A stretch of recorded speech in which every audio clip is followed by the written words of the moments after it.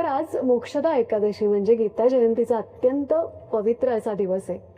मला सांगा ना की गीता जयंती याचं महात्म्य किंवा या दिवसाचं काय म्हणजे वेगळं स्थान आहे? मी संपूर्ण महाराष्ट्राला सांगू इच्छितो की गीतेला धार्मिक ग्रंथ समजू नये.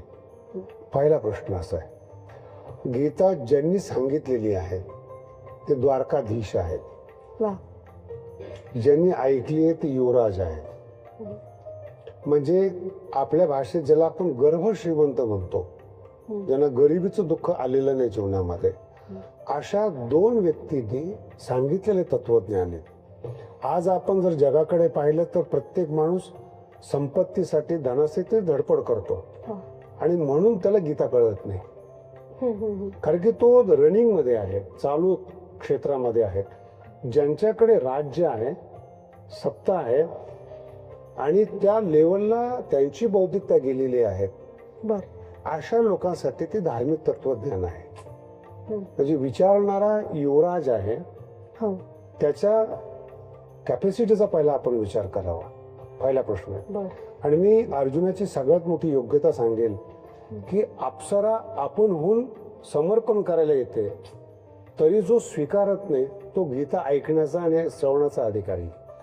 पहिली गोष्ट. दुसरा, भगवान कृष्णाने एकही लग्न आपणहून दिलेलं नाही. 8च्या 8 लग्नाच्या मागण्या त्यांच्याकडून आलेल्या आहेत. म्हणजे दोघं किती निरपेक्ष आहेत हे पहा. तत्वज्ञान नंतर पहा. कुठलाही सामान्य माणूस कृष्णावर बोलतो आणि अर्जुनावर बोलतो, पण यांची त्यागाची बाजू दिसली नाही. अप्सरेचा त्याग आणि आपणहून एकही लग्न न करणं ही जोड या जगातली सर्वश्रेष्ठ जोड आहे. जीवन जगले ते भरभरून जगले, पण अपेक्षा आकांक्षा न करता जगले, जसं प्रारब्धाने आलेले. म्हणून गीता जयंतीचं महत्व असं आहे, या दोघांचा पहिला त्याग आपण लक्षात घ्या. इतका त्याग केल्यानंतर जर तुम्हाला शंका निर्माण होतात, मानसिक अडथळे निर्माण होतात, मग तुम्हाला गुरुची गरज लागते एवढ्या उंचीवर गेल्यावर. आणि गुरु तुम्हाला संपूर्ण गीता 1 तासाची, आपण ते आयुष्यभर समजत नाही आपल्याला. हे पण आपण गीतेच्या बद्दल लक्षात ठेवा.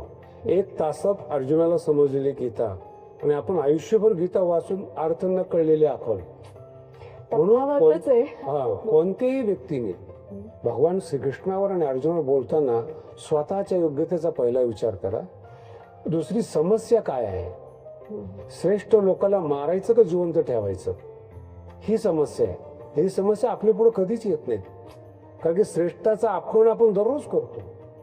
त्याला कुठे प्रश्नही येत नाही की आपण एवढ्या मोठ्या माणसाचा अपमान का केला. ही लोक गीतेचे अधिकारी नाहीत. विनयतेने विचारतायत की यांना वध कसा करू, त्याच्या उत्तरामध्ये भगवंताचे उत्तर आहे. म्हणून या जगातलं सर्वश्रेष्ठ तत्वज्ञान छोट्या ग्रंथामध्ये अतिशय सुंदर लिहिलेलं आहे. आणि गीतेचा अंतिम शब्द मला फार आवडतो. भारतातली अध्यात्मातली ही लोकशाही आहे.